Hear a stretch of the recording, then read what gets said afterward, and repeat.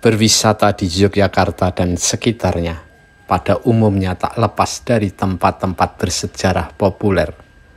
Yang paling favorit tentu Candi Borobudur, Candi Prambanan, Keraton Yogyakarta, dan Benteng Vredenburg, dan tentu saja Jalan Malioboro. Namun, sebenarnya banyak wisata sejarah non-mainstream di Yogyakarta yang menarik, penuh kisah, juga bisa menguras air mata. Berikut 6 tempat ziarah sejarah di Yogyakarta yang memiliki kisah-kisah besar yang luar biasa.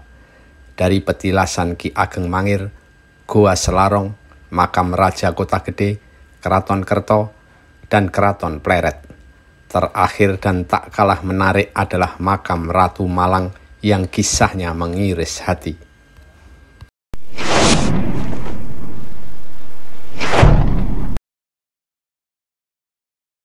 1. Petilasan Ki Ageng Mangir.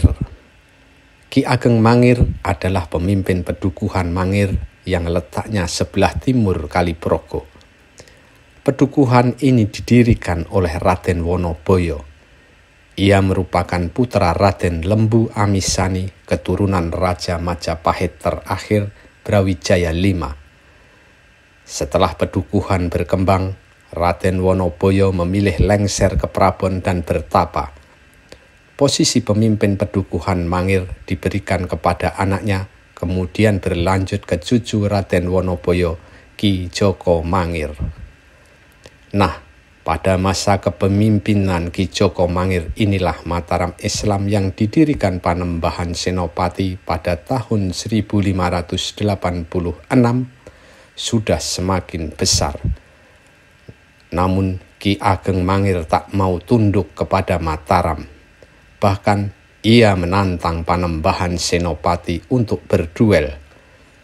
Jika Panembahan Senopati mampu menahan pusaka tombak Kiai Baru Klinting miliknya dari warisan Raden Wonoboyo, Ki Ageng Mangir baru bersedia tunduk kepada Mataram. Ki Ageng Mangir akhirnya tewas di tangan Panembahan Senopati. Bukan dalam duel, tapi Ki Ageng Mangir terjebak oleh siasat keraton hingga mencintai putri Panembahan Senopati, Roro Pembayun, dan menikahinya. Setelah tahu Roro Pembayun adalah putri Panembahan Senopati, Ki Ageng Mangir bersedia diajak sowan kepada mertua yang sekaligus lawan politiknya. Ketika itu, Roro Pembayun sudah dalam keadaan hamil. Saat sowan untuk memberikan sembah bakti itulah kepala Ki Ageng Mangir dibenturkan ke watu gilang oleh Panembahan Senopati hingga tewas.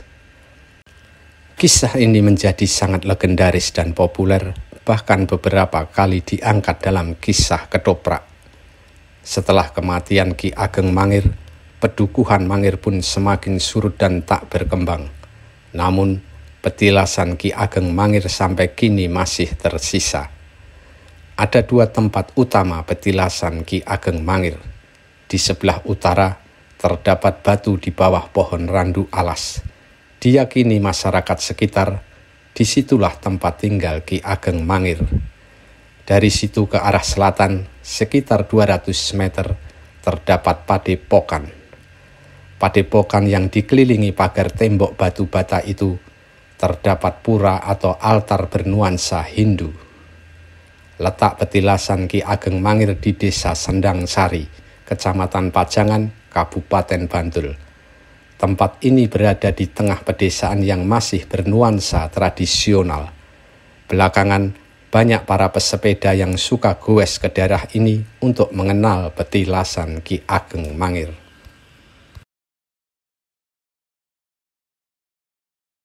2. Goa Selarong. Dari tempat petilasan Ki Ageng Mangir ke arah timur laut sekitar 4 km terdapat Goa Selarong. Goa ini juga legendaris dan sangat bersejarah. Disinilah dulu Pangeran Diponegoro sering bertapa atau bermunajat.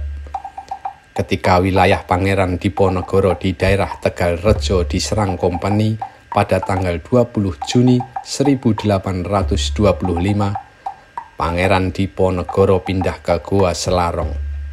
Disinilah ia kemudian mengobarkan perang sambil melawan Belanda.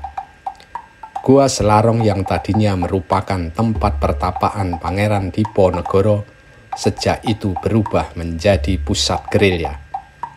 Perlawanan Pangeran Diponegoro ini membuat Belanda kewalahan. Bahkan perang yang terjadi sejak tahun 1825 sampai 1830 itu nyaris membuat Belanda bangkrut.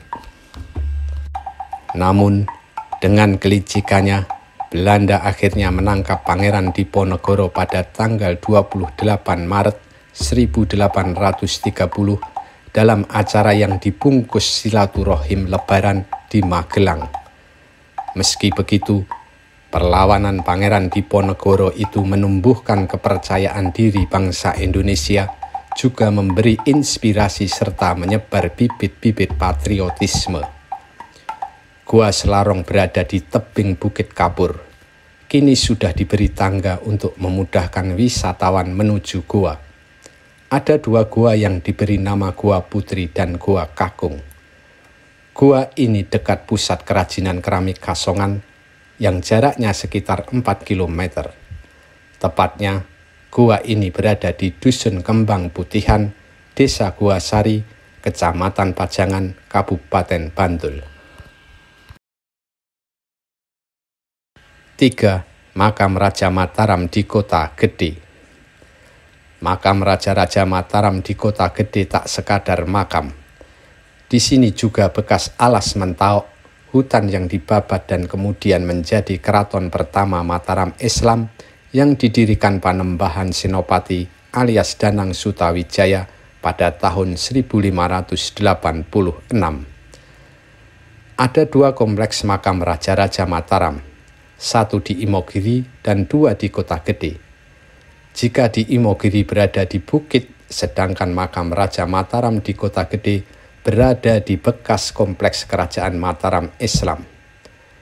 Di sini dimakamkan pendiri Mataram Islam Danang Sutawijaya alias Panembahan Senopati, ayahnya Ki Ageng Pemanahan, Raja Mataram kedua Raden Mas Jolang alias Hanyokrowati, Joko Tingkir alias Sultan Pajang, serta Sri Sultan Hamengkubuwono II.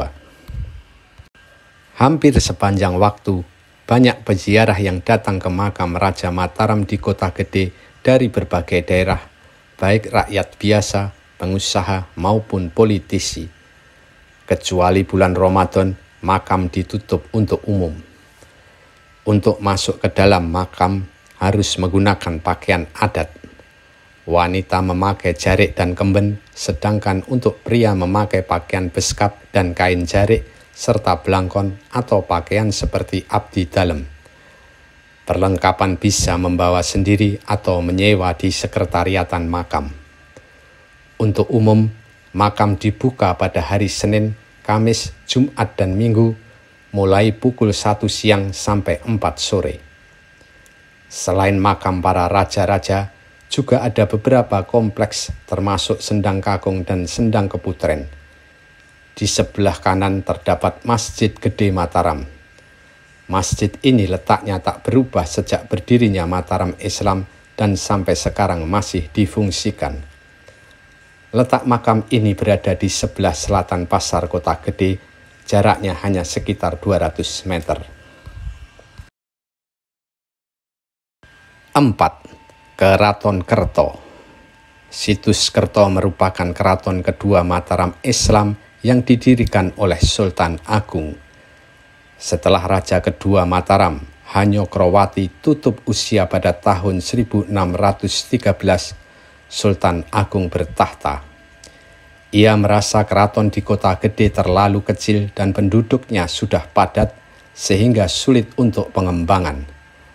Maka sejak tahun 1614, ia membangun keraton Kerto yang lebih besar dan megah.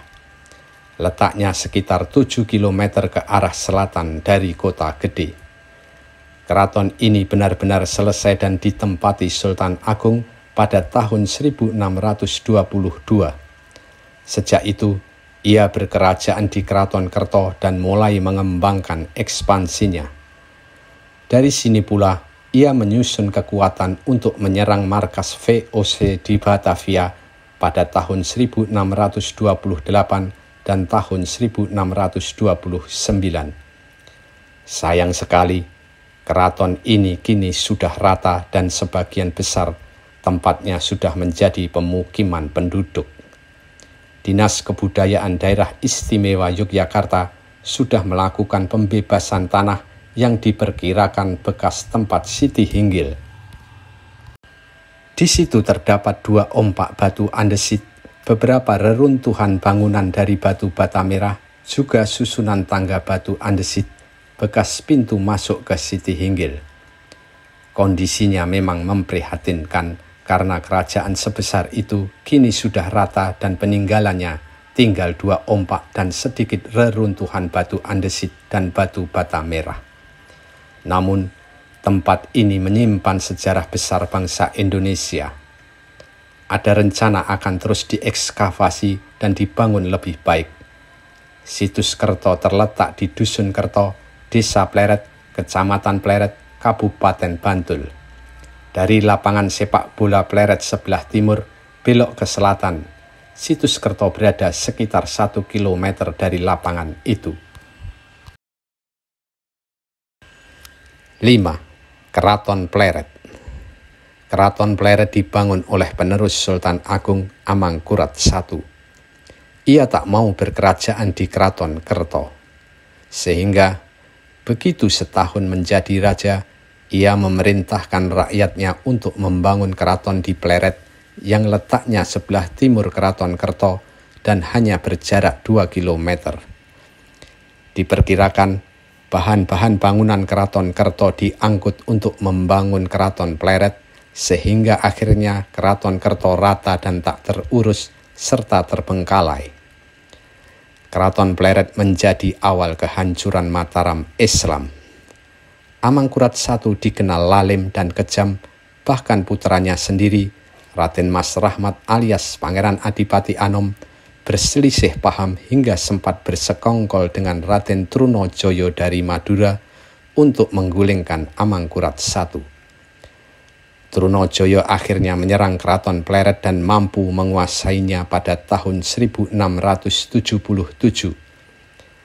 Keraton Pleret hancur dan barang-barang berharga dijarah. Putra Amangkurat I yang lain, Pangeran Puger, sempat menobatkan diri sebagai Raja Keraton Pleret yang sudah hancur. Namun, ia kemudian diturunkan oleh Raden Mas Rahmat. Atas bantuan Belanda, Raden Mas Rahmat kemudian bertahta sebagai Raja Mataram kelima, bergelar Amangkurat II dan membangun keraton baru di Kartosuro. Kini, Keraton Pleret juga sudah hilang. Hanya ditemukan beberapa bekasnya yang terpisah-pisah berupa reruntuhan bangunan batu bata merah di Kecamatan Pleret, Kabupaten Bantul. Namun, pemerintah kemudian mendirikan Museum Pleret. Di sini dikumpulkan dan diselamatkan beberapa peninggalan Keraton Pleret, baik berupa arca-arca maupun pusaka. Letak Museum Pleret di Jalan Raya Pleret, tepatnya di bekas sumur gumuling Keraton Pleret. Sumur ini berada di depan museum. Di sebelah utaranya, sekitar 500 meter, terdapat Masjid Agung Kauman Pleret peninggalan Amangkurat I. Museum ini dibuka setiap hari untuk umum dan gratis, dari pukul 8 pagi sampai 4 sore. Khusus Jumat dibuka dari pukul 8 pagi sampai pukul setengah 3 siang. 6. Makam Ratu Malang. Makam Ratu Malang menyimpan kisah pilu percintaan dan sisi gelap pemerintahan Amangkurat I. Ratu Malang adalah istri dalang Ki Panjang Mas. Karena kecantikannya, Amangkurat I menginginkannya menjadi selirnya. Maka diundanglah Ki Panjang Mas untuk menggelar wayang kulit di Keraton Pleret. Saat pertunjukan sedang berlangsung, lampu-lampu mati dan Ki Panjangmas serta seluruh pengrawitnya dibunuh pasukan keraton. Ratu Malang yang bernama Nyai Truntum alias Retno Gumilang dibawa dan diserahkan kepada Amangkurat I. Retno Gumilang kemudian dijadikan istrinya dan dikenal dengan nama Ratu Malang. Padahal saat itu ia sudah dalam keadaan hamil hasil hubungannya dengan suaminya Ki Panjangmas. Karena merasa menderita, Ratu Malang akhirnya bunuh diri dengan meminum racun. Amangkurat I terpukul berat. Ia menuduh Ratu Malang diracun selir yang iri dan cemburu. Maka ia memerintahkan semua selir yang berjumlah 43 dan seluruh wanita yang berada di Keputren disekap hingga tewas. Ratu Malang kemudian dimakamkan di Gunung Sentana, Dusun Gunung Kelir, Desa Pleret, Kecamatan Pleret, Kabupaten Bantul. Amangkurat I kemudian membangun makam itu secara istimewa pada tahun 1665. Di situ juga tempat pemakaman Ki Panjangmas dan seluruh pengrawitnya. Di sebelah timur dari makam itu, sekitar 30 meter, terdapat Sendang Moyo. Di sendang itu, semula Ratu Malang akan dimakamkan, tapi lubang kuburan terus mengeluarkan air dan menjadi sendang hingga sekarang. Lalu, Ratu Malang pun akhirnya dimakamkan satu kompleks dengan Ki Panjangmas, cuma beda blok dan dipagari tembok dari batu putih. Makam Ratu Malang kini menjadi situs sejarah. Kesannya memang angker, apalagi dibalut kisah Ratu Malang yang menyedihkan, serta nasib Ki Panjangmas dan para pengrawitnya yang tragis, membuat suasana makam ini semakin mengharukan.